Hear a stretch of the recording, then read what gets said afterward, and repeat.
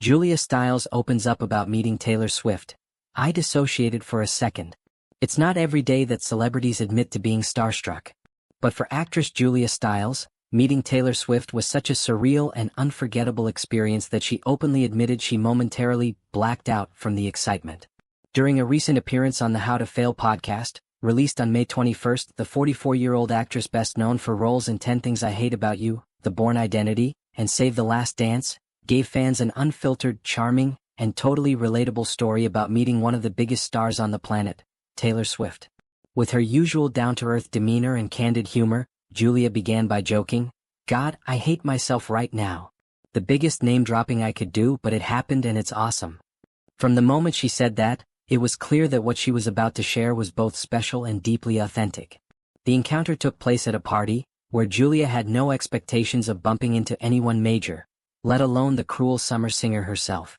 But that changed the moment Taylor walked into the room. "You could just feel it," Julia explained. "She has that presence." It wasn't about flashing cameras or dramatic entrances. According to Julia, Taylor's presence spoke for itself. She didn't need to announce her arrival. She just had that unmistakable energy that made the room pause. "She has that magnetism," Julia added, describing the pop icon's aura as warm, commanding, and impossible to ignore. But things got even more surreal as the night went on. Julia was getting ready to leave the party when she was stopped by a comedian. What he said next caught her completely off guard. "Wait, Taylor wants to say hi." At first, Julia thought he was joking or maybe mistaken, but the comedian was serious. Taylor Swift wanted to meet Julia Stiles. "He orchestrated the whole thing," Julia said. "But he was like, she really likes your work." For a moment, time stood still. Julia remembers approaching Taylor and shaking her hand, but what happened next is a little fuzzy. "We shook hands and I blacked out," she admitted with a laugh. "I don't remember actually what happened after that, but she said something very nice to me." In that instant, it didn't matter how many red carpets Julia had walked or how many hit films she had starred in. She was just a fan meeting another artist she deeply admired. The vulnerability of the moment made it all the more touching. "I dissociated for a second," Julia said, reflecting on the conversation. It wasn't that she didn't care, it was that the moment felt too big to process in real time.